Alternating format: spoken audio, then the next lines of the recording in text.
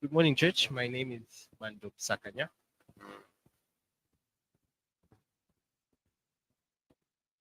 Morning, church. My name is Busungu Kaoga. Church, my name is Mulamzi.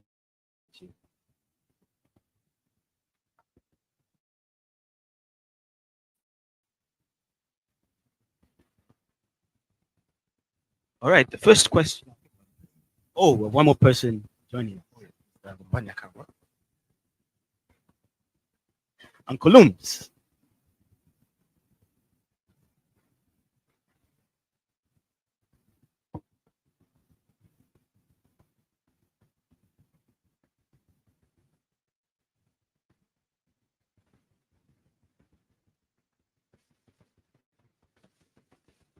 I think perhaps a great place to start is, as you can see, there are various ages represented on this stage, but also people who have had various experiences.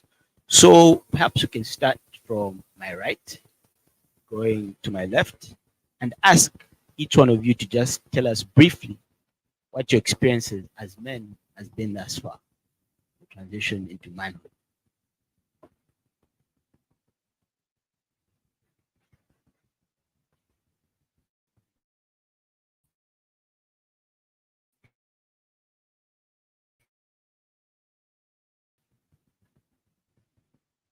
Mm, I think I'll be very honest and blunt about this conversation.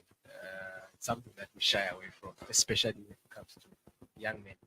There's, I think I'm going to be very blunt about this conversation. It's something that we shy away from as young men.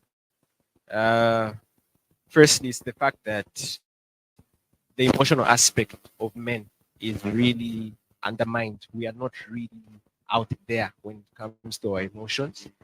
Um, I'll start with the transitioning just from, let's say, from your secondary school ages where you're in your adolescent stage, moving into the adulthood stage where you're transitioning from secondary to university. You have your hormones in play. You're trying to figure out who you are. You are wondering if you're handsome, and there are all those things that come in play, But one of the most important things that has helped me is uh, if you're not sure of where you're going, you're better off asking somebody who's already where you're going, who's already where you want to go. Uh, for me, what really helped me is being open and asking. There's no harm in expressing your emotions as a man. If you feel, oh, okay, like I'll give a funny example. When I was growing up, I would say, oh, I've got a big nose. I've got a big nose. Okay, it would make me feel some type of way. But when I got to understand, okay, you resemble your father. I look at him, oh, he's a very handsome man. Yeah. Okay. And you get to appreciate who you are. Say, okay, yeah, this is the way God made me, and I'm comfortable in this skin. I don't need approval from other people for me to accept me. So first step, accept yourself as who you are. Be open and find somebody who you can open up to who's ahead of you. Sometimes I feel when we open up to our parents or the elderly around us, we feel sometimes they'll judge us and interpret the situation according to the way it was in their day. But times have really changed, and the most important thing for us right now is we would really want that open platform to just express ourselves freely. And I think that is what helped me so far in that stage. But for now, end it there. Nicely done. Mr. Lusungu. Okay. Um, so for me, what has really helped me in transition, I had growing up, there was a lot of things happening for me. The biggest thing that helped me was growing up in this church. I think there were days that I didn't know what I was coming to do at church, but I found myself in church. And that was one of the things that really helped me because sitting here, listening to what's being said, I think even if you went outside there and you found yourself, your friends doing the complete opposite, at that particular point, it would help you to refrain from those things. Then there's also the aspect where peer pressure comes in. There's things that your friends are doing, maybe you can't afford to do them. Look at the sacrifice that the people who are pushing you or helping you are putting in. Then other people have a lot at their disposal. You can't afford to mess up with the little that you have. So that really helped me to start working harder and standing on my own. Then one other person that really helped me growing up was my brother. Like, I think being found with him saved me from a lot of things because most of the times I was busy. So the times that I began to pick my own path, it was out of my own personal decision. And in the confusion of everything, you'd find that you're together. So you won't really even have the liberty to pick what you want to do. And that has really helped me a lot. So I feel you finding yourself doing something really helps you in the point where you're transitioning because at that point there's a lot that's going through your mind. You don't understand the changes. You want to pursue things that are far-fetched from you. So you finding yourself with people who walk the path way before, as my colleague said, works the best for a person like that. I think that's what helped me personally.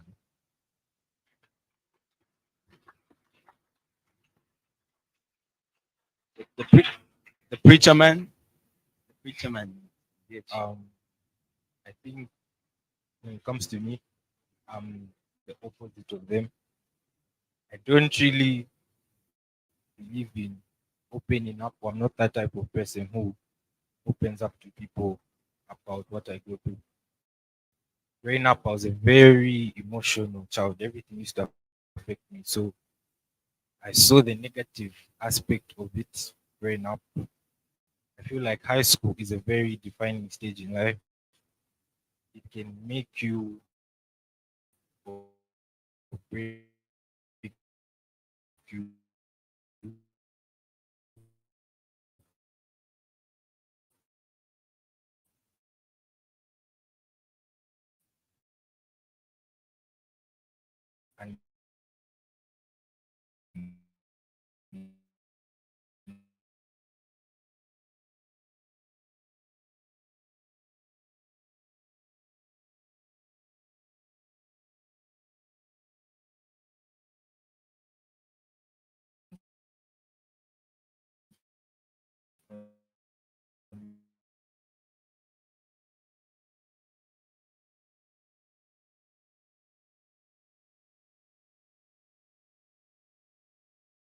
Seen as something else, but it's the people around you that really help, and the experiences that you go through in life that can define you as a man, from my point of view.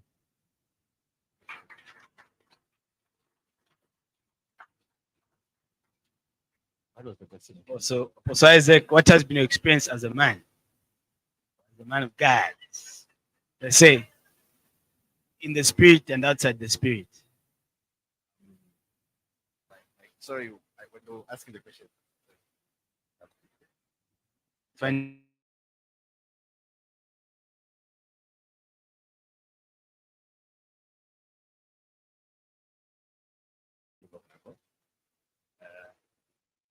Because would always want to remain young, but I think it should have been somewhere in the 2020. So not too long ago did I realize, like, you know what, we're cool. And it's it's a very it has been an interesting journey because I'm a very quiet person. Not very, but I'm quiet. And like him, actually, I don't really open up. I'm a closed book. I'm like an onion. It takes time for me to layer by layer. So it has been a journey of solitude mostly. Even when I'm with friends, I'm not really with them. But for me, what really helped me a lot was when when I found the Lord and I began to know God for myself because that is what really began to define my path. The difficulty has always been, who are you? Who am I? And I'm one person that is always in his thoughts. I'm always thinking that I can be in my room the whole day. That's the type of person I am. But the more I started understanding who I was, the more I started understanding why I had to get out there, I had to step out a bit more out of my comfort zone. So the experience really has been very challenging because as a man, you have to step up, you have to speak out, and that is not something that comes natural to me. But yeah, I think those are the biggest challenges that I had. It's finding myself because I always used to ask myself from a very young age. So why I would always question the no, why is this, why they say it should be like this. So it's always been it has been a challenge finding myself, but I eventually found myself by the grace of God. And speaking out, I'm a very shy person naturally, but now at least I'm much better. Yeah. Well, it wouldn't be fair if the moderator doesn't contribute to the conversation. I think my experience was a bit different because one, I was an only child for a very long time, so I'd find myself as my own big brother, my own uncle, my own everything. So I used to experiment a lot, and experiments are dangerous. You can bend the lab sometimes, you can blow one hand off sometimes, but by the grace of God, here I am.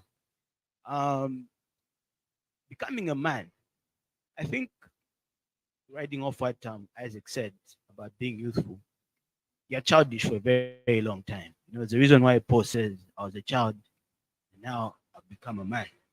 Now, through the childishness, I'll allude it to three phases. There's the childishness of experiments, because kids are always trying to figure out how things work. There's the experiment of trying to see how the world works. And then there's the experiment now of trying to figure out where do I fit into all this. I always tell young men that I wish I'd had someone, perhaps a MZH in my life or a bishop in my life, but lo and behold, these people show up at the opportune time. It's very difficult, as a man especially, to relate to your father, but also to share certain things with him and have certain conversations because you yourself think you're a man. And that's some of the childishness I was talking about. Also, because you look at it, and if I've reached 2021, I might not take off a girl's bra.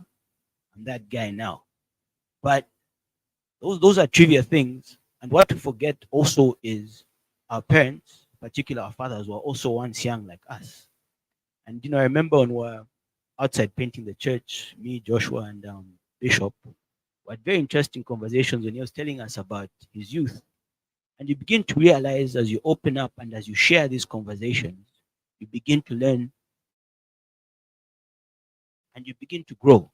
So, riding off what all these gentlemen have said, growth comes through sharing and growth comes through speaking. There can be no growth if you're not speaking and if you're not sharing. There's a reason Jesus always used to call his disciples and say, Come, come. He always used to call them because he had something to offer them.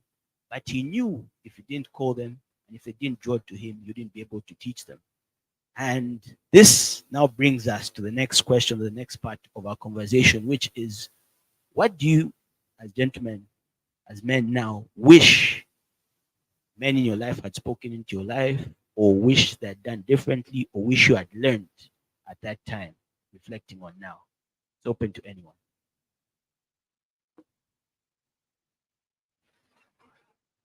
The mic passes to the right again. Okay. So for me, basically, I was raised by a single mother. Most of my life I was raised by a single mother. So I never really had a father figure in my life. And it's something that I never really took seriously until I started growing a little bit older. And I realized, okay, what's a man supposed to do in this situation?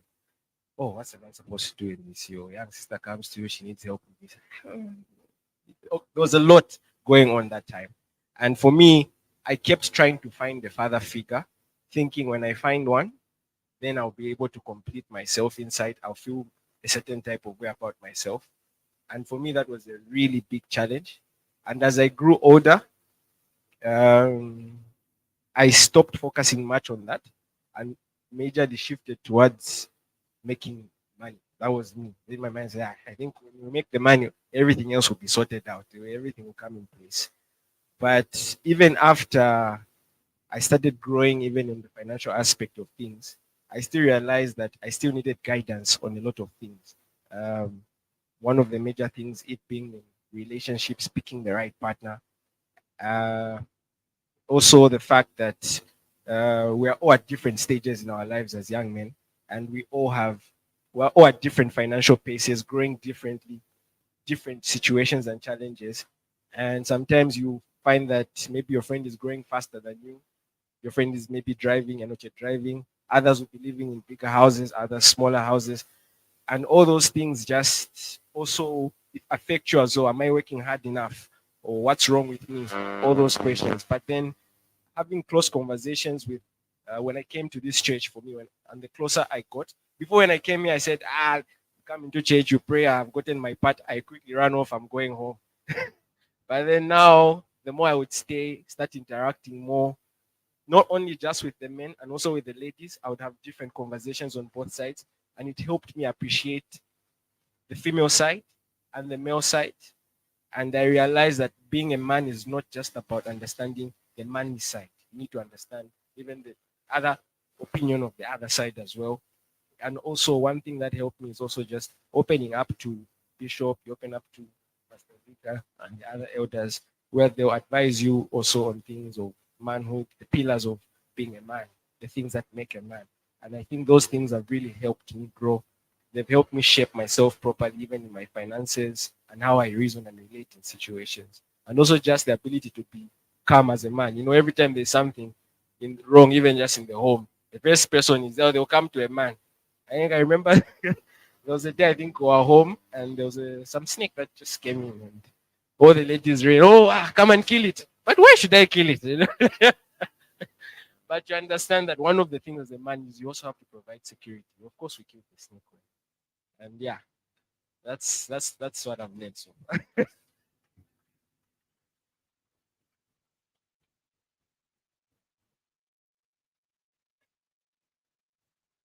Okay. I think for me, there were things that I heard, but I didn't take them as serious when I was younger.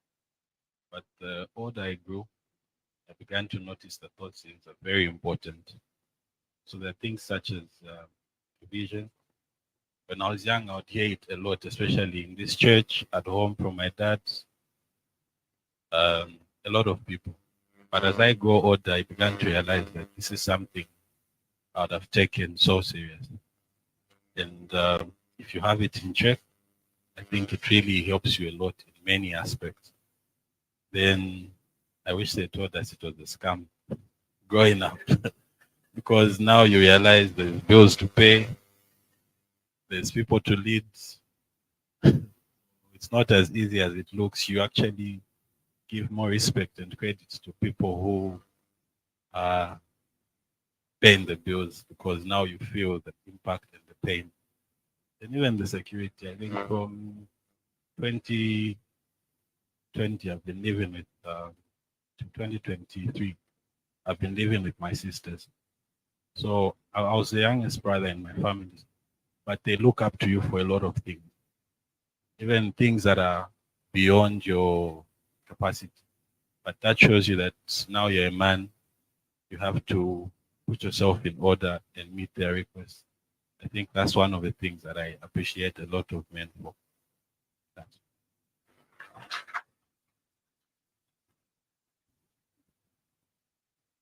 The question is, what do you feel where you are now?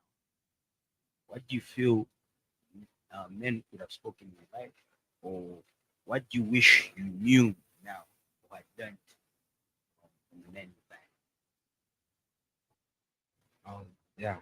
So, like what they've said, uh, what happened to you? I remember there was a time when my dad traveled to, I think it was Malawi, and then my mom heard the sound in the night, and I think it was 02, and she came to wake me up to go, to go check what's happening outside. And then, like in that moment, you're confused, like who's like who who's the parent here? But at the end of the day, I feel like you have to realize that at a certain at a certain age, you do have to grow up. One thing I think I appreciate the most is that we've had a strong father figure in our household. I remember when we were young, like we'd misbehave, and the moment my mom says, "I'll tell your dad," everyone would fall into line. Or he wouldn't even talk. He would just look at us, and you'd know what's happening. So I feel like right now I appreciate the fact that I'm able to hear more. I'm able to listen because I was very arrogant and self-absorbed. I never liked listening to people older than me. I believed I always knew what was right. And he would always take time to talk to me. He would come into his room, whether it would be Lumbanya, he would take time to have conversations with me. So it was always a good aspect. And I feel like when you grow up, like what Lusungu said, you start to see more of what's happening around you. Because when you're young, you're in a bubble. Because everyone does everything for you. The bills are paid, you find tissue, you find all these things. But when you grow older, you start to see more of where you came from and understand why certain things happened the way they were. The sacrifices were made for us to be where we are now. I always like telling people don't expect someone who never started with you to understand the things that you went through to where you are now. Because they've already seen where you are in that moment.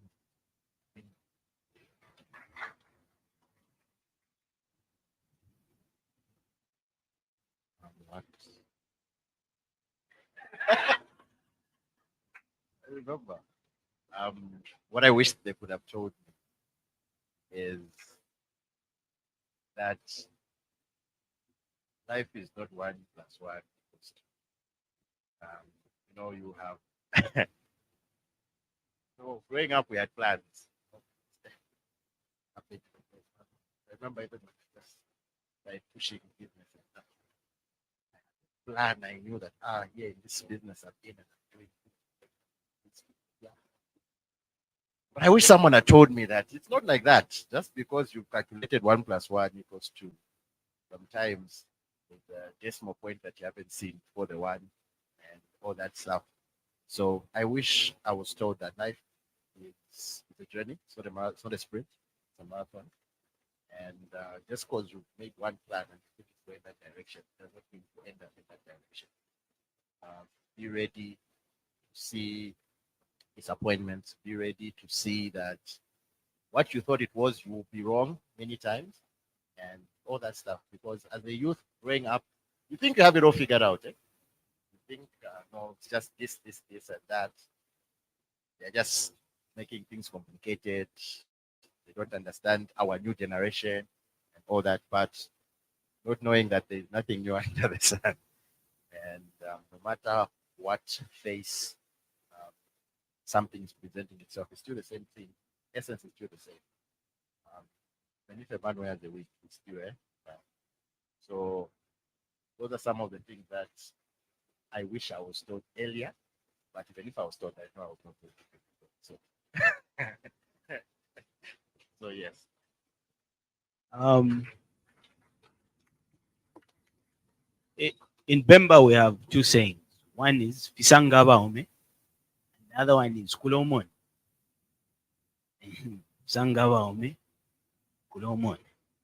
So, as I said earlier on, I was a very experimental kid. So I remember my mom telling me that once I hit my head against the table, I still have a stitch now. So I asked Mom, can I go outside? She says, no, you have a stitch. You have to wait to have it removed. 2 minutes later, I operated on myself and moved the stitch. So that's the sort of person I've always been, very adventurous. So the sky is still there. So, um, I remember messaging Dr. Nelly once and saying, I wish I documented and recorded all my father's sermons. And she responded and said, well, he's still alive. And in as much as we can reflect and wish on things that told us, I can share maybe 3 or 4 things that have really helped me. The first one was from my mom's older brother, and he told me something very important. He said, always look after yourself. And when I look at it now, from this perspective, looking after yourself is not only about being physically, it's not a physical thing. Looking after yourself is about your mind and your spirit as well. And the time I was growing up, perhaps a bit different from the time while I was growing up in Lusungu, there was no social media. So a lot of what we saw was from people in our lives, and television also played a role. I can't lie, when I used to see Snoop Dogg and Dr. Dre, I always figured myself, I'm like, yeah, I want to be like those guys. But at the end of the day, the people also speak in your life. So the one I said was my mom's older brother. Um, this week, my grandfather turned 89. He's the last Mavuluki from my dad's father's blood. So I was looking at it, and there's a time after boot camp, the told us, go and find out about your family. So I went and sat down with him. I spent 3 days. And the time I was with him, I learned a lot about my family. But this week, you know, when he turned 89, I was looking to God and said, he's 1 year shy of 90. But if I'm still alive also and about to hit a milestone in my life, what is it that I can learn from his life? What is it that I can also learn from my father's life? Because as Dr. Neil likes teaching, God is a God of families, but our family is the first place we learn. So you look at the men in my family. So as I said, Sangawa Omenang Kulomone, it came to pass that my younger brother, my cousin, passed away, and I was the one who got the call. And as God does things, my father wasn't there, so it fell on me when I got the call. Remember, I called Pastor Mziech and I said, Bali, this situation has happened. He said, yeah, that's how you become a man. So from going to the scene, to the police, to the mortuary, hiding the body, by the time we were burying, there's a breaking that had happened in me, but there's also a growth that had happened in me. So life teaches you in many ways. It teaches you through people, it teaches you through experience, and it also teaches you through the word, through coming to gatherings such as this. So from looking back where I am now, I don't regret the experiences I've had or things that I've learned. I'm grateful for them because they've brought me to where I am now. If it hadn't been for those things, I'd have never met Ramhango, I'd have never met Bishop, I'd have never met Yechi, and I wouldn't have the same appreciation I have now for my father and for the people in my life. So I think we can continue with our conversation.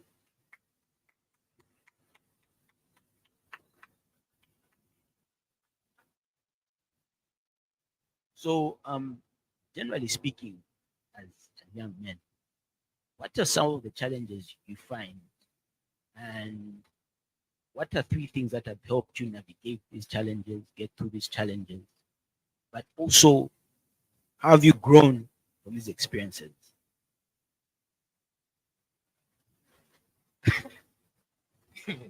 um, um, like I think he touched on it, where he said people have different stages in life for adolescents. Growing up, I think in grade 7, I remember out of the class of 30, I think I was one of the shortest guys in my classroom. Then, in short, growing up throughout my high school days and primary, all my friends were bigger than me. In a way. So, in that aspect, you have certain situations where you feel like you're not up to par on the physical aspect. Even growing up, I used to talk a lot. I used to talk before I think. I had a motor mouth. So that was also one of my challenges as well. And then on the emotional aspect, I feel like on the physical side, I grew too because thank God my mom married the door, man. So that the genes did me a favor. And then I started eating more. I grew up, so I'm bigger than most of them. But when it but when it comes to the emotional aspect and the talking aspect, I feel like as a guy you have to reach a point of reflection where you look in the mirror and ask yourself if you're happy with where you are now, because you have to identify that certain aspects that I attain won't benefit me to where I'm going. Um, my auntie always likes telling me that yeah, the last Mzieche. So I always used to get confused. So there's a day when I thought that me and my brother are the last two guys from my grandfather's bloodline. So it's like from birth you already have to lead in a way, and you don't even know that you have to lead. Reflection is very important. I've dealt with a lot of things. Like I said, I don't open up. So I don't even think my family knows I've dealt with addictions, I've had depression, I've had a lot of moments in my life. But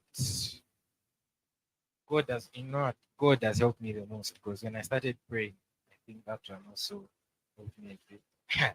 So I feel like to deal with challenges in life, if you're like me and you're not used to opening up to people, number one is God. There's a certain there's a certain feeling that you get when it's just you and God, because you're speaking to someone. Even though they're not listening, it feels like they're listening. There's no response, so you don't feel like you're being judged. Because people have facial expressions. You may misinterpret a facial expression. You may not understand. So number one is God. Then I feel like sometimes you need to separate yourself from people. You need to have time to self-reflect and analyze where you are now. Okay, this is where I am. I don't want to be here. Let's say my addictions were taking me in the wrong path. And I just told myself, you know what, this is breaking you more than it's making you. So separate yourself from it. And then, like he said, as a guy, you need to be relaxed. Like you need to be relaxed. You need to listen before you speak. Because many people look up to you. Because in my family, my mom can come and have a conversation with about her work or her life to ask me for advice. My sisters can do the same. My aunties can do the same. My dad can do the same. So it shows that you need to have a certain type of maturity. And then when it comes to the advice aspect that we get from people, I always like to say advice is a suggestion, because someone can tell you to do something, but you can choose to listen or not. And then we should look at the people who lived before us. That's something I've started doing now, and I've seen that it has benefited me a lot, because we tell ourselves that we walk different paths when we're actually in the same path. It just has different colors, so a different roads. It's painted in different ways to confuse us. And then believe in yourself. That's number one. Because if you don't believe in yourself, whatever someone tells you won't really matter. Like Auntie Nelly believed in herself for her to be here. Bishop believed in herself. You all believed in yourselves. For us to be sitting here, we have to believe in ourselves.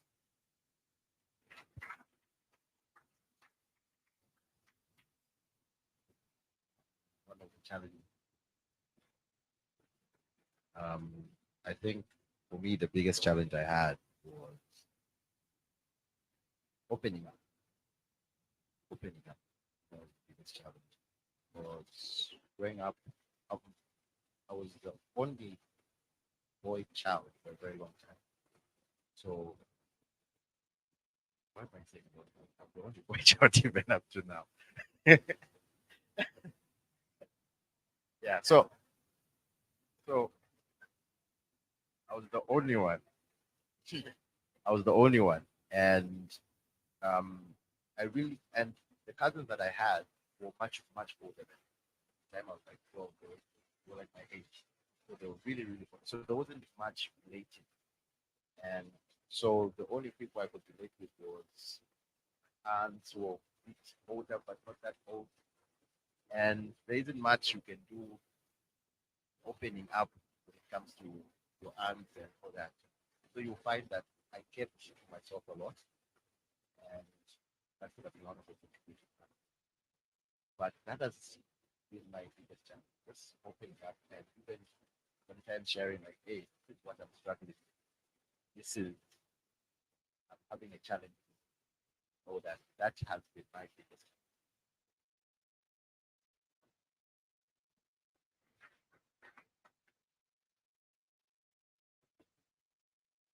For me, what the biggest challenge has been like watching the past. I lost my mom when I was 10. That's something that really affected me, but I never talked about it much with anyone. So I would go about most of my business, but I wouldn't open up, share it with anyone. And even on many other emotional aspects, I feel a lot of things that affect people emotionally that they don't talk about. And the more you keep it to yourself, usually it eats you up even more. You find growing up, you grow up with a certain type of bitterness towards certain people who don't even have control over what you are upset about. But the time I think I started talking to someone about it, it really helped me more. So the solution to this for me was opening up at times for certain things that you're going through. It's not everything that you go through that you have a solution to. There's someone who's walked down that path that knows or might help you better. Like Melo said, it's a suggestion, so it's up to you to take it or leave it. But usually, if you pick the right person to seek comfort in or seek advice from, it usually works because that person also has your interest at heart. Then the second thing is picking a path in life. As you grow older, you're forced to start picking your own path, building yourself, and staying in your path. So that's a challenge that I think most youths have. The pressure that your friend is doing better, this other person in your life is doing way better than you. That you're comparing yourself to someone else, and it's really eating you up. So I feel the biggest help you have for that is knowing your path and seeking what would help you at that particular point. Like for me, I don't have most of my friends are not my age, but I've got a bigger body, so most people think I'm way older than my age, and that has really helped me. A body. So most people I'm found with are people who are way advanced, and you learn a lot from them, and you find that when you put it in your life, it helps you a lot.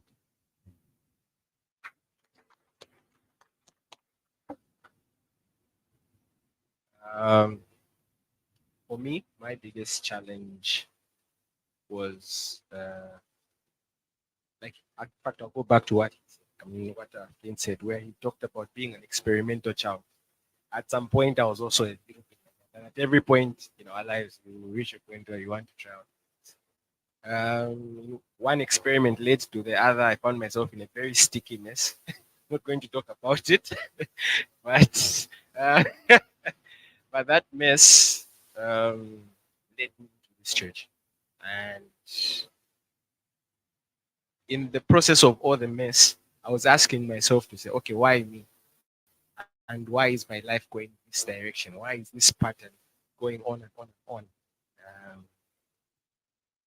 so from there, it helped me understand, because my life, that was my challenge, to say, why is this cycle happening like this? And why, how did I find this mess out of a simple experiment gone wrong? So when I came here, I got to understand the importance of bloodlines. And for me, it helped me discover my purpose. Say, okay, why I was born in this family. It also helped me understand a lot of things on the spiritual aspect. Um, I really wanted to. I realized that everything is a process. You can't jump in the life of the yes, your life is spiritual more than physical. And in the spiritual side of things, you can't jump. There's no promotion of grade one, you jump to grade seven. You have to go through everything. And for me, when I came here and I understood the issues that deal with bloodlines, it got it gave me a sense of appreciation and purpose of say, okay, this is why this is happening and this is what I need to do. So that was for me, that was the challenge, the spiritual aspect, and also the challenges I was having because of that. But now that I've grown to understand the bloodline I've come from and all the things that come with it, it helped me. And it also helped me align because when I aligned, certain things in my life started flowing naturally. And it really helped me appreciate just being in this church. It's really anchored me a lot.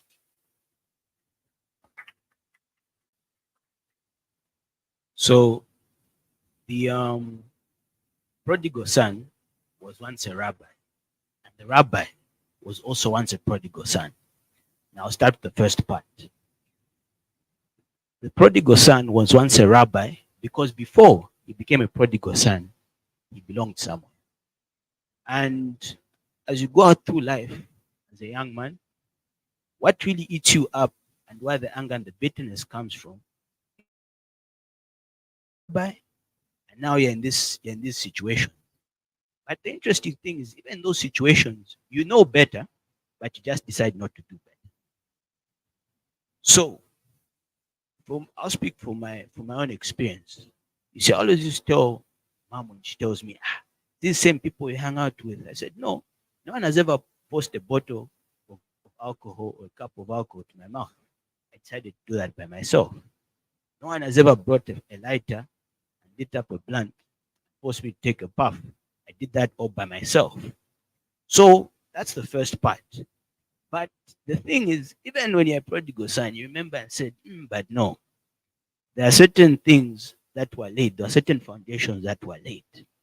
That's when now you become the rabbi who was once a prodigal son, such as I'm doing here today. So, as I said earlier on, I don't regret anything that has happened to me in my life. And I don't regret any of the decisions I've made. I wouldn't be the man I am today. I wouldn't be the person I am today. And you know, God has different plans for our lives, but He also looks at the tools, or as Uncle Zika says, what is put in you. So if you have a V6 engine, there's no way you'll be moving like a V2. You always be a V6 engine, depending no matter where you are in life. And so this brings us the next part of our discussion. And what I'll do now to make the conversation a bit more interesting, whoever has the microphone will pick who answers the question first, and it will keep rotating like that. So in the times we are now, and where we've reached now, because the conversation is a bit more open, what avenues and what platforms do you wish you had with your father to speak on? And what are some of the issues you really wish you had opened up about or spoken about? And since it's in the past, in the present, what do you think you can do now to mend some of those bridges and enhance the conversation now? So Lusungu, pick who goes first. Then whoever goes next will also pick the next person to answer the question.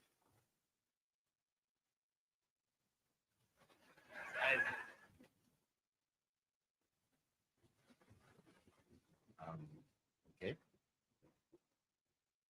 The question was, what are some of the things you wish you had a platform to discuss with your father? And now, in the present, what are some of the things or some of the steps you think you can take to have those conversations and repair some of those bridges? So for me personally,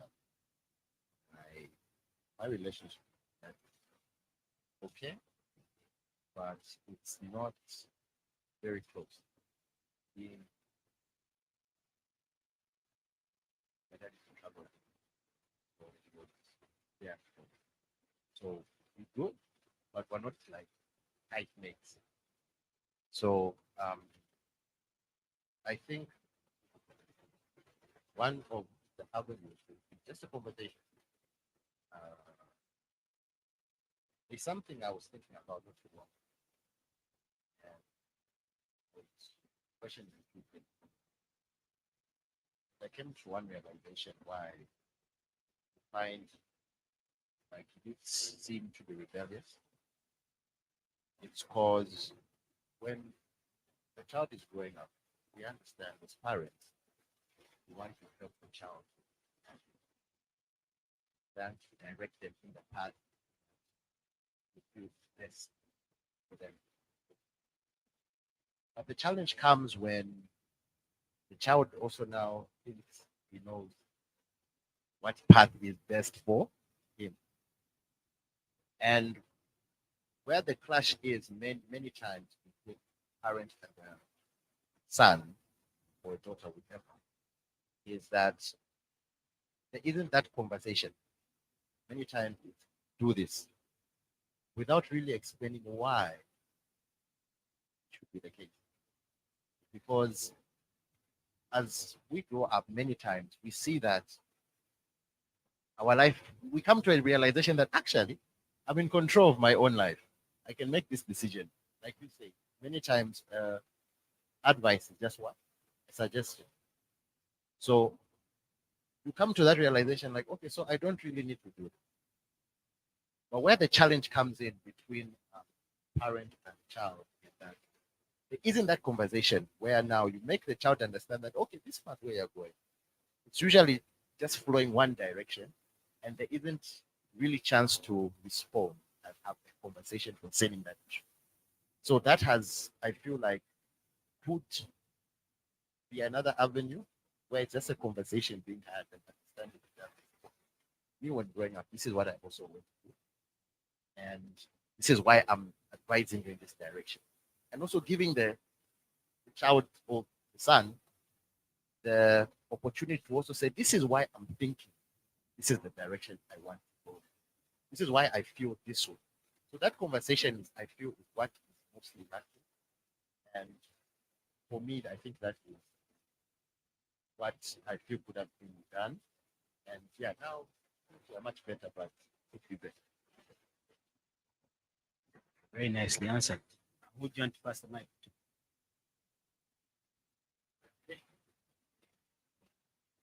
It's the same question.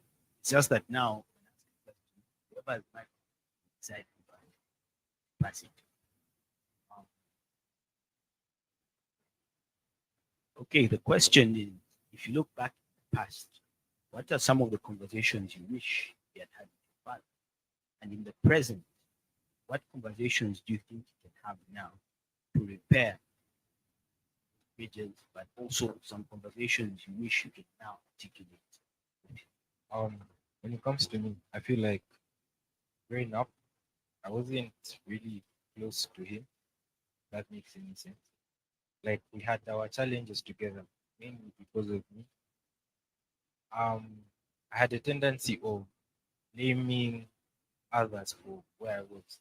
So that built up an anger in me.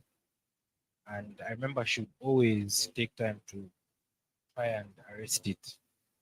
She said that you can continue to like adulthood and whatnot.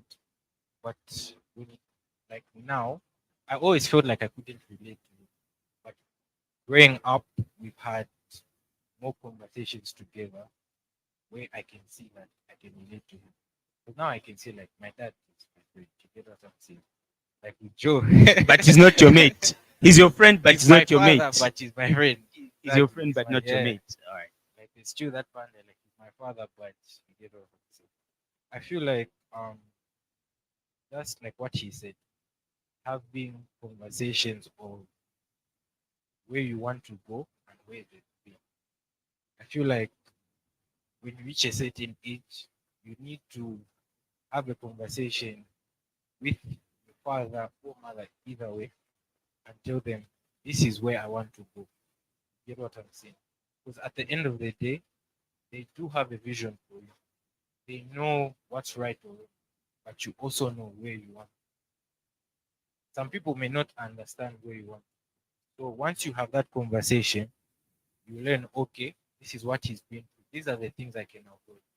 But there are times where you want to jump and they're scared for you to jump.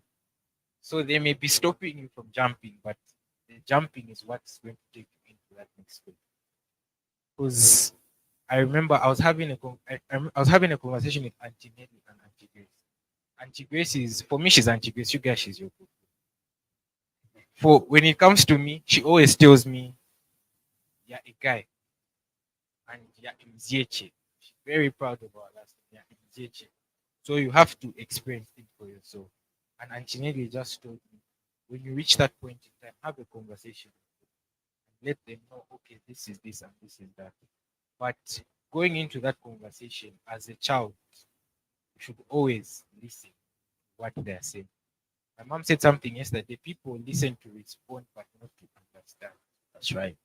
So we should listen, but also as parents, you should also listen. That conversation should be not father and son, but two, a man growing up and a man who has grown up coming together to share where one was in life, where he is now, and where one wants to go. Because we enter conversations of, if I say this, it's going to be a problem. Or I can't touch on this topic. I can't touch on this topic. So it should be that 50-50 playing field where there's still respect, but you're giving each other the chance to communicate, because that's why I feel like there's been a challenge. We don't exactly, we don't communicate in this generation, and I've seen that a lot. Communication with mothers is easy, but with fathers there's been a struggle. But I'm grateful now that I have that relationship with him. Yeah. Who's the mic going to?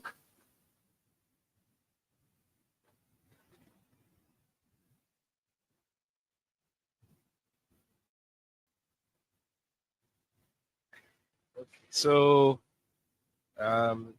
like I said, I grew up raised by a single mother. So that father figure wasn't that present.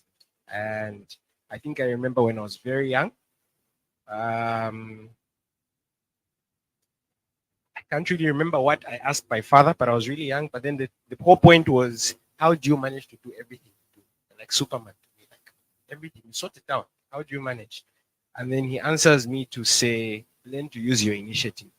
So it was a big word for me. I'm really young, like, yeah, learn to use your initiative. What's initiative?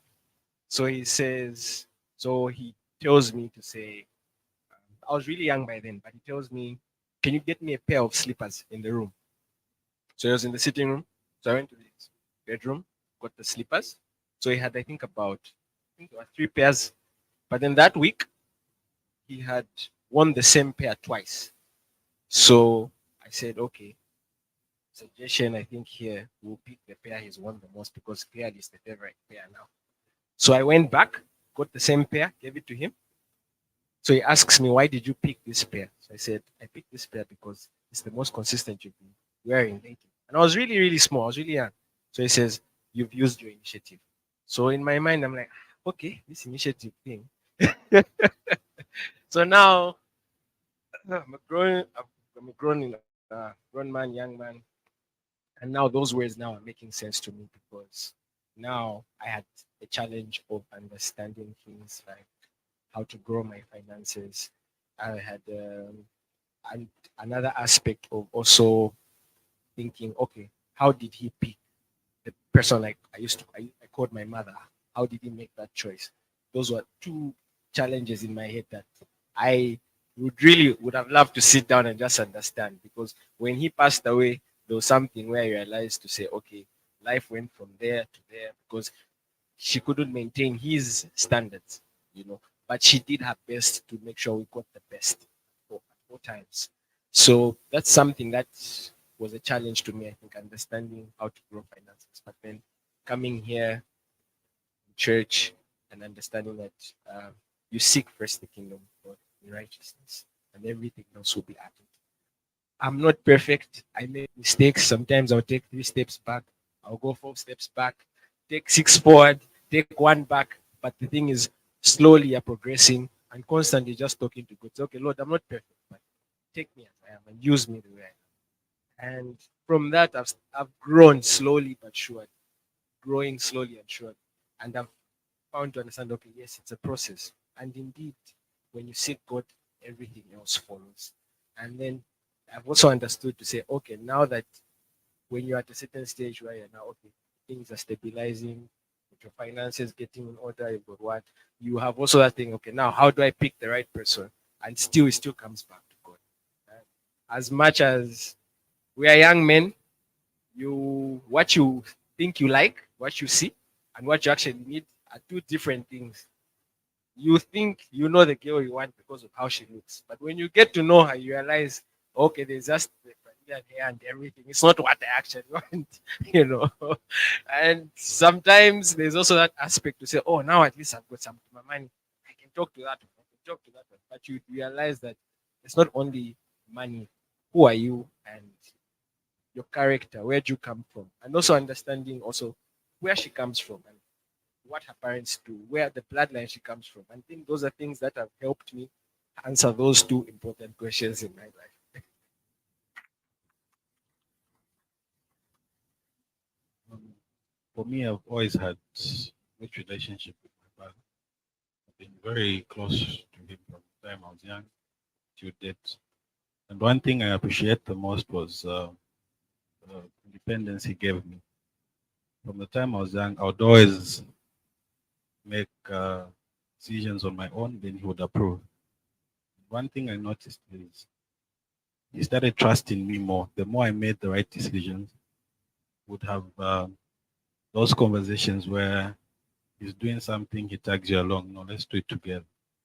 And that really helped me. So I didn't have, I've never felt his absence in my life. And that has really helped me a lot, even today, because he taught me to make decisions from a young age. So it's not a hard thing to make decisions even now. Even the time I began to choose a career path for myself, he trusted me in that path. It's because we've had conversations with him. I think there are times that he would tell me something, that's why am I doing this? And he was patient enough. Instead of shouting at me, he would explain, no, things have to be this way for this outcome. And I think that's what most parents should adopt. Learn to trust people at times and see what they become of themselves. You guide them, but allow them to exercise their independence. Because at times you hold on to someone who's supposed to be independent. And I think that's one thing that will really help a lot of youth. Thank you. So I think I earlier said that different people who spoken in my life. So I'll share with you the last nugget. And I picked this one up from my friend's dad, who's also a reverend and came to visit. One of the things he said is like, you know what? We were patient with you when teaching how to drive, how to ride the bike, how to read. We're very patient with you. But you, when we ask you to show us how to use our phones and how to use our computers, you're very impatient. And that spoke to me a lot because it took me back to the first phase of my relationship with my father. We're very close. We used to travel together, we used to go places together. And, I enjoyed those moments. But then as I began to grow, was when you begin to think you're a man and you're still a child, you begin to think you know better. So the relationship got very strained. But God has a way of figuring things out, and He has a way of bringing people together. And I'm very grateful to have both parents because I listen to people who only have one parent, people who grew up in single parent households. And I always thank God for the blessing of having both parents because my mom is a very prayerful woman and she never stopped praying and being diligent about praying over my life. And God has His own ways. And in my case, what really brought me and my dad back to that place was we began to fast together first. So we didn't speak with conversation first. We began from a spiritual place because I suppose that's how God designed it for my life too. And as days began to go by, I began to be more impatient and more obedient. Not saying I haven't made mistakes or I still don't make mistakes, but now there's that dialogue. And I think the dialogue is so important because, as I always say, words hurt, but words can also heal. So there's a lot of healing in some of those conversations we have. There's a lot of growth also that has saved me many mistakes and people look at me and say, you really begin to look like your father. It's not just sonship in physical appearance, it's sonship in conduct, it's sonship in character. And I remember Joshua sharing here when he was being ordained, and when he shared about sonship,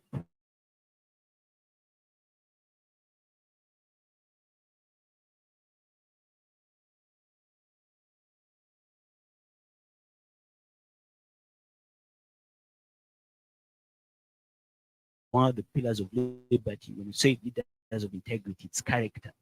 So I begin to look at him as a man of integrity, a man of the people, a teacher. And when I look at people after 40 years of ministry coming and saying, my marriage is still standing, your dad married us off, your father baptized my child, or he baptized me, and I'm still strong in the faith. I'm now taking over what he was doing as his work.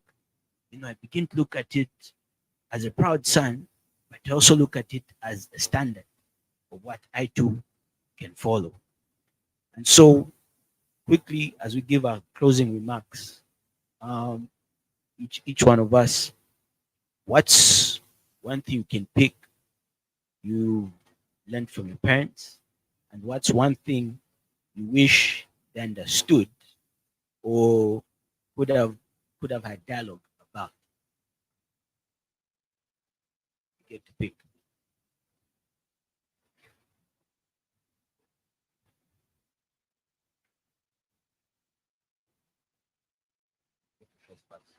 Okay, so the first part is um, what's one thing that has kept you going? One thing you picked up from your parents, and what's one thing you wish you can discuss with them or have a conversation with them about now?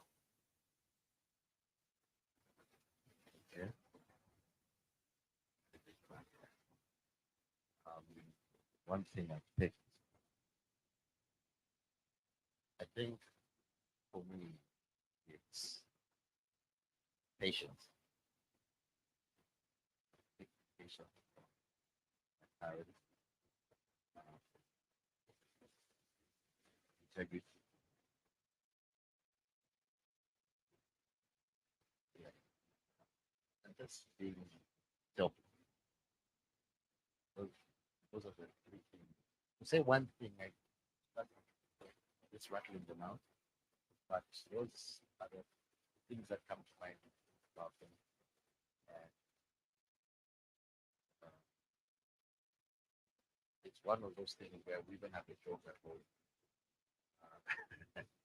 We, they are very selfless, and we even have a joke among my people. We call them the same foundation. Because they doesn't matter what they're without.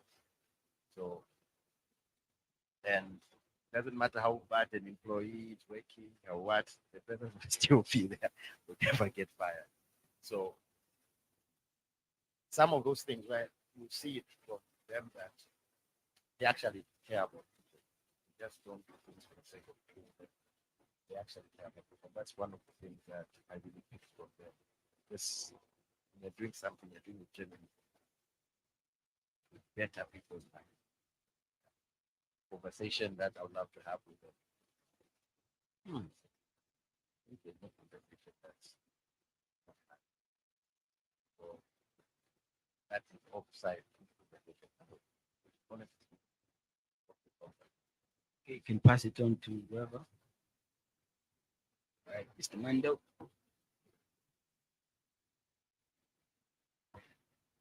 Okay, so I will come to the current now. I found a home in this church. I realized that parenting and uh, your parents basically is not just about having a blood relation. Anybody can be your parent and anyone can parent you. And for me being in this church, I have found parents in this church. I am able to talk to them about anything and everything. including the two questions which I've always asked myself about finances and life partners and all those things.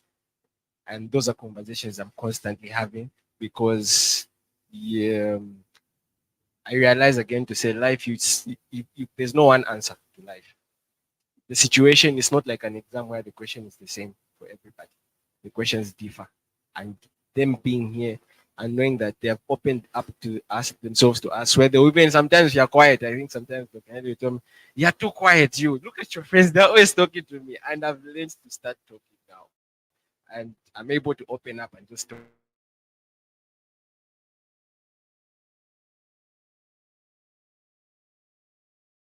Available to them. Not only when they ask me, but even check up. And that's something I appreciate.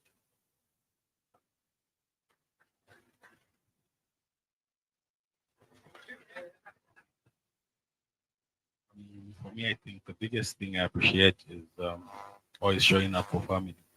So family goes beyond blood relations.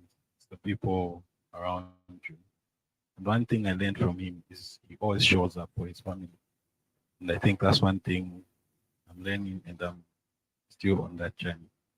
One of the conversations I would have to have with him is why he really takes it so important. I think that's major for me. Thank you.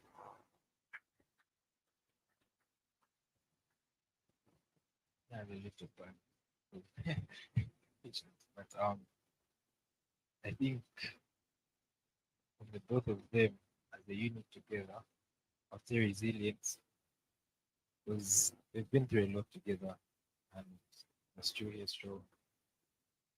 From my mom, I've learned patience and I say calmness. Not the right word. Yeah. Then my dad, being proud of who you are, like I should be proud of myself and I shouldn't be afraid to make mistakes because I learned from them. The conversation that I'd like to have with them. Maybe what time I come home. Careful. Yeah. Careful. Careful, that's the only. Well,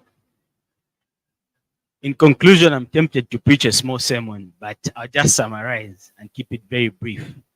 So, when you read the Word of God, parents have one mandate, and children also have a mandate. The mandate parents have is train a child in the way that they should grow so that they do not depart from it. Now, when we often look at train a child, we always think of it as parents ordering their children what to do.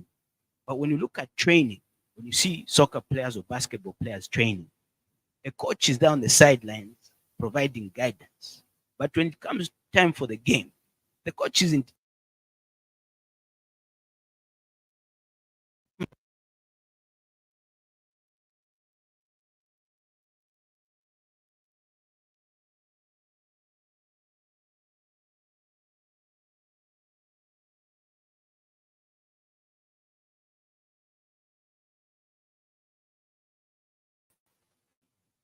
Perhaps children are misunderstood, and perhaps also children misunderstand parents.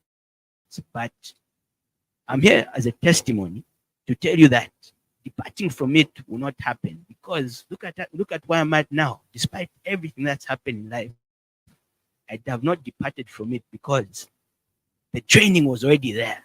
So there are times where you falter, there are times when you fall along the wayside. But the rabbi always remembers where the temple is. And that temple is home. So the temple can be church, the temple can be your home, but also let us remember as Christians that our bodies are also temples. So that which dwells inside of us, which is the Holy Spirit, and Jesus can never depart from us. Yes, the devil may try to snatch it away, he may try to snatch the word, but it's in you because you've been trained. And parents also, children are also told to obey their parents, and it's the only command with a promise. And when you obey a good coach, when you obey your coach, you usually win, or else as the youth call them. But at the end of the day, you win more games than you lose by listening to your coach. So, in conclusion, in Matthew it says, "Isn't that the carpenter's son? Can anything good come out of Nazareth?" I'll put it this way: can anything good come out of liberty in Christ? Can anything good come out of Lusaka? These gentlemen who've been on the panel and our brothers there in the back who've been cheering us on and giving us moral support, I'm here to say, yes, something good can come out of liberty in Christ. And yes, something good can come out of Lusaka. And we are products of our parents, we're products of our parents at the church. And as young men, we'll continue to be an example of the good that can come out of it. Thank you very much. No, there's a little bit of time left. Maybe we'll squeeze in 3 questions very quick. Or questions or comments. Yes, please.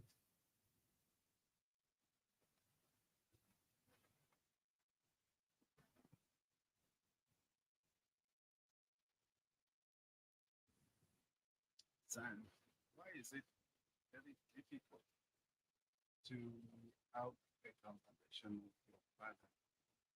And it's very easy for you to speak to your mother than to your parents when you are having a challenge. Why is it like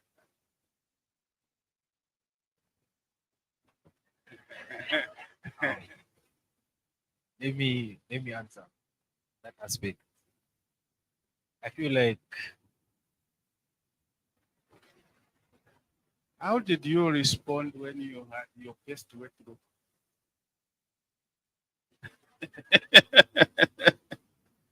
When you had your first wet look,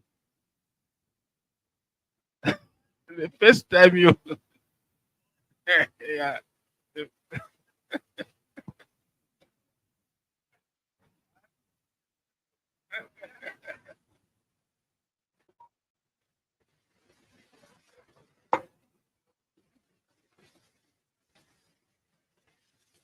um I feel like it's easier to talk to mothers because we spend more time for us. We spend more time with them. After school. It was after school it was balanced because of ho, but on weekends it was hard. So I feel like it's easier to have conversations with them because of the amount of time that you spend with them. You have that accountability aspect. And then when it comes to having difficult conversations with your dad, I feel like it also comes with age. You get what I'm saying? Because sometimes you have that mentality that maybe the conversation can bring disappointment or it can be seen as coming from a place of disrespect. But with mothers, you can go and put your arm around your mom and just talk about it because you spend more time with her from my perspective. Then the second question. um what did I do? I think I thought I peed first. And then put that to I think I went on Google. Yeah. And then hey, I changed the bedsheet. And then yeah, someone told me that I'm growing. So, Anyone, any takers? Any takers? Okay. What? Next question. The gentleman at the back, I'll ask you to come to the front while I give the mic to Ango. This last question. Just want your comment, especially from the young ones, especially those who are going into relationships, because we've heard some young men when they want to persuade a girl, they tell her, "If you can you really prove that you love me by sleeping with me?" Trying to make her sleep, you trying to make her sleep with you with a threatening sentence of saying, "Can you prove that you love me?" Can you comment on that? Any takers on the panel? A taker, okay.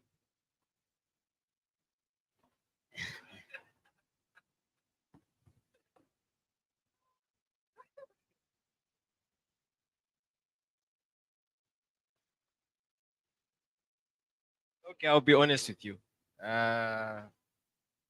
Once I have used that line before, but when I used it, I think I was going into university by then, and I used that line once, but then it was coming from a wrong place, in the sense that uh, I realized that it wasn't really what I wanted. It was just because I realized this is now my girlfriend. So in my mind, I'm saying, "Oh, I've got a right as well," but she's not your wife. You don't have the right. And I also realized that it's a point of my hormones speaking to me to say, "Oh, you've got a girlfriend now, so you can have this with her." That's the first. That was the first thing registering in my mind. But the older version of me now has also realized to say there is more to that than there is more to a person than sex. You can actually get to know someone, love them, and appreciate them beyond sex. Because you realize something to say when your focus is so much on that, you do it, yes, it's sex. Then after that, you realize because that's all you wanted, when it's done, the deal is done, you're just looking at each other now. Like, what did you want with me now? Can you leave? Yeah, what done, you know? But when you realize that you are after the personality, you're trying to get to know the person, the character, whether or not you did that act or you didn't do it, but because it's the person you're trying to get to know, your focus will shift from that. The focus shifts. You will start having conversations of, oh, let's try this business. Oh, let's go to church. Oh, let's go out and do this. And from there, it beautifies the relationship. Professor C told me to plead the fifth so that the service can end fast. So I'll pass it the last question.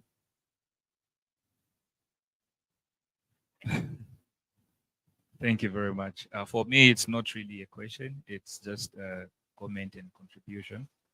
I think this conversation that has been had today is very important for many of us because not so long ago, during our family discussion, family Bible study, we also had a similar conversation, and it opened room for connection in the family.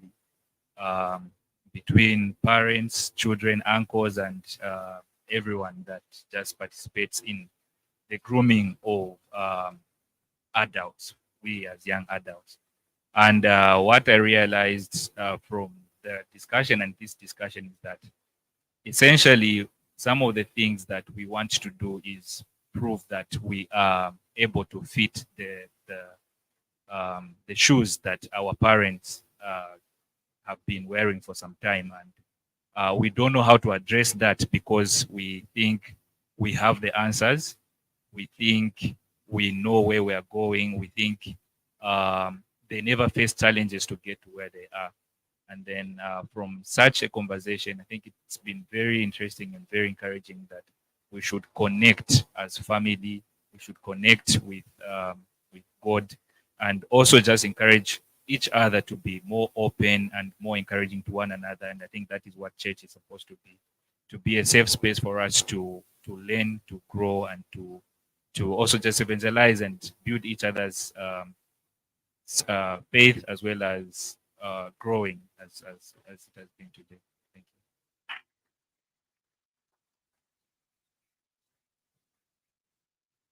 you. Before I hand over to Professor C. Okay. There's one major thing that came up last Sunday, which is sexuality. What's the guy thinking when he's having sex with a girl? Is it love or is it lust? And why don't you tell the girls the truth between love and lust?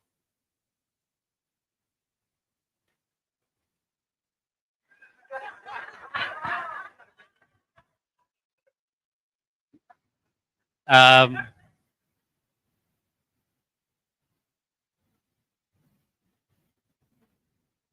okay, the first thing is that when I was young, each time I'm watching TV, it was about any beautiful movie. It was about kissing and that intimacy. So we started developing that desire from that age. So it's not even about telling the girl that no, prove to me.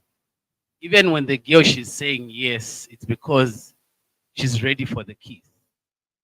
So if you don't do it, you don't kiss her, you feel like you're not, yes. So the moment you start expressing your feelings like that, that's the moment you feel like something is being achieved. So we need to be very, very real. Only that this is the time now we're getting to know that, oh, you need to be friends with the girl, you can laugh and all that. But the major thing is that our eyes have been set to see a beautiful lady. And once you are closer to her, it's paradise for a guy. So Um, maybe I'll chip in on what you asked. You know, I always say you catch more flies with honey than with vinegar. So so so the approach is just as different, is just as important. The approach is just as important as the act. But having learned and knowing better, I would say there's really what you asked them about last verses. So you're operating more on emotion than intellect, which is last. Mhm. But as you grow and as you begin to learn and discover, it's more about, as I earlier alluded, more about the character of the person and more about what they bring to your life. They're a helper, so they're coming to help you. Not that now they'll become your worker or your servant, they're a helper. And the helper comes with advice also. I'm reminded of the story where the servant go tells the master to go and bath in the river and he laughs. So he ends up going 7 times instead of once.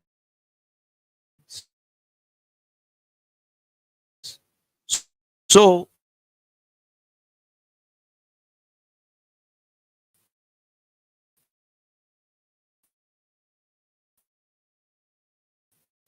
even from my personal experience, I've seen my parents' relationship for 40 years.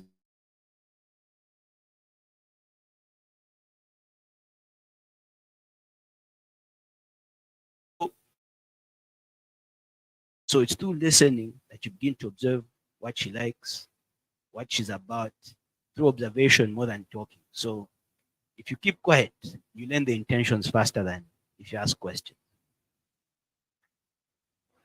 Any more? The nine Yeah. comment Okay. because I feel like you guys are she's looking out. You guys want to find wives, so it's different. Um, Single man.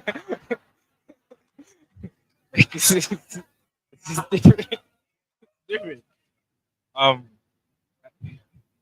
we are looking for wives, so it's different. I feel like at the end of the day, you have to accept that there are different stages of life you get there. You may be talking to a girl to look for a wife. Let's say for us, who are young, eh? You know what I'm saying? It's a squeeze. When it comes to the love and lust aspect, I feel like a lot of girls on this in this generation are physical oriented. They value themselves by their body. So let me give an example of myself. Again, wait. Let me think about that. Retract the Okay, statement. like a girl can come to you and say, okay, thank you. A girl can come to you and they say, like, let's do this or let's do that. Like, you may not even go talk to her about it.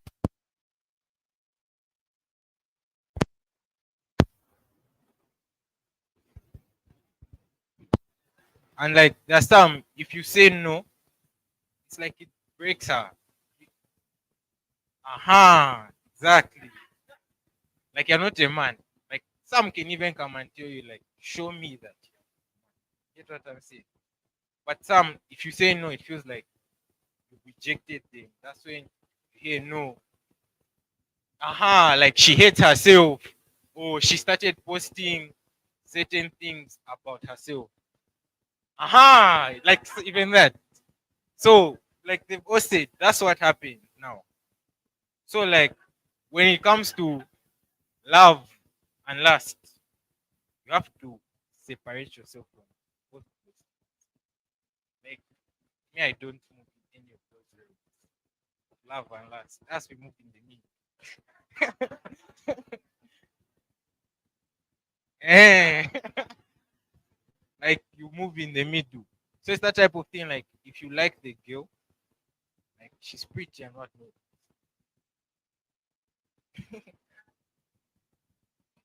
Like, at my age, I don't believe in, like, that's love. Too much, too much, too much. Okay. Last word from Pat. Let me ask a question. Because at the end of the day, what is important is to marry what Bob is saying, train a child, look at the character of parents and everything. With the examples that we've said, the teachings that you've received, when you're faced with such a situation, how do you provide leadership? Because you can't be a chameleon. That's why a chameleon can cake, giraffe ilieka, buffalo ilieka. How do you provide leadership with what you've been exposed to? Start with my son. Okay. Yeah. So, in that situation, of course, like, when it comes to me, okay, maybe because I was younger then, so I never really had the right mindset. I'm one type of person. If you text me and I don't like you, I'll just ignore you. Like I won't respond to the message. I don't feel like I should.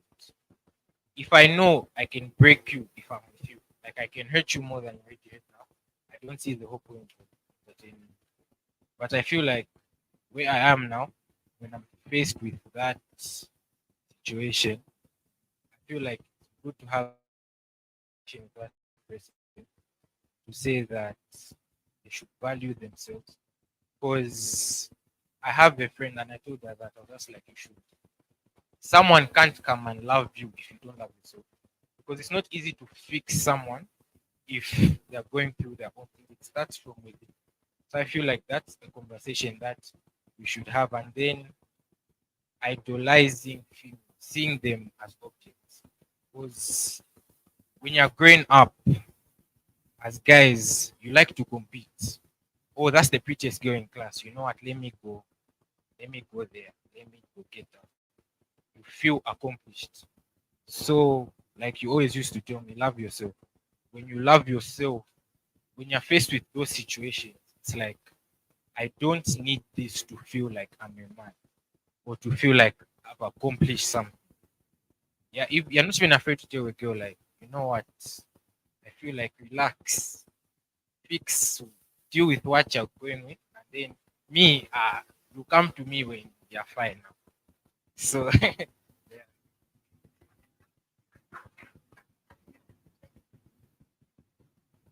I think on that point, for me, the training of parents as you grow up, it's like it's just a voice, like it's an advice to you. So they will tell you this. Even those girls that will throw themselves at you, I believe where they come from, they've been taught, but they'll choose to ignore it. So when you do that thing, then you realize, oh, this is why they say that. There's things that you think can never happen to you, but I've got friends who've been messed up because of certain addictions. In the beginning, they thought because it happened to someone, it can't happen to me. So I think that's where challenge comes in when you can't tell to say, okay, this is now why they were telling us this because you won't go when you're, we won't know when you're going overboard what we talked about. That's the challenge. I think since I'm in the category of someone who's looking to get married, purpose is something I've began to look at top of the list. There are three questions I ask. The first question I ask is, when you are younger, what did you want to do? Or what did you want to become? Second question I ask her is, if you're not doing the job you're doing now, or you didn't study the course you studied now, what should you be doing with your life? By the time I'm getting to question 3, where do you see yourself 5 years from now? I would have read in my mind, seen if it's aligned with my purpose and my vision also. The reason I ask those questions is because even though we'll be one, she's also an individual with her own purpose. And when he's asked what we've seen, what I've seen from, I'll speak from my experience, is in as much as my parents are together, my dad is always very supportive of my mother's vision and ministry, and the same applies for my dad. And I've also heard time and again when Dr. Lily is sharing, she always mentions that at some point in her ministry, Bishop decided to remain, look after the home, and raise the children. And for me, those examples are very cardinal and very critical, because the looks will fade, the hips will go, the lashes will eventually fall off, but the things that will stand are purpose and character. So if there are no further questions from the audience, before I hand over to Professor Chimfwembe, I'd like to earnestly kneel down and thank our parents and the elders for allowing us this opportunity. In standing in the pulpit, but thank you for allowing us this pulpit and this platform, for allowing and trusting us. It takes a lot to allow us boys to become men and sons, to stand in front of you and articulate issues and speak openly. So we thank you for this platform. We hope it shan't be the last. We thank you, Lucky, also, who's taken on the role of a youth pastor and brought this together. Our brothers in the back there, we see you supporting us. Thank you for the moral support. Honestly, thank you. And I'll hand over to Professor Chimfwembe. Thank you, gents. Thank you so much. Mr. Msakani, you're a teacher. May we hear more of you? Like, I impress you. You come out. We're looking for. Thank you all. Thank you. Thank you. Thank you. Give them a hand, please. Let's appreciate them. Thank you. It's not. Oh, sorry. Job well done. If you promise to bring one extra young man, we are going to sponsor your bride. Amen. You've heard that. Is it a bride for the men or just for the men? Okay. Yeah. Oh, okay. So you've heard the challenge from Doc. They don't want to hang out with the chicks. What do you call ladies today? Are they still chicks? Gooses. What are they? Eh? Sounds terrible. A pie. Flower. Yeah. You bet. Okay, so they don't want our lovely young ladies to be with them. So what she has said is,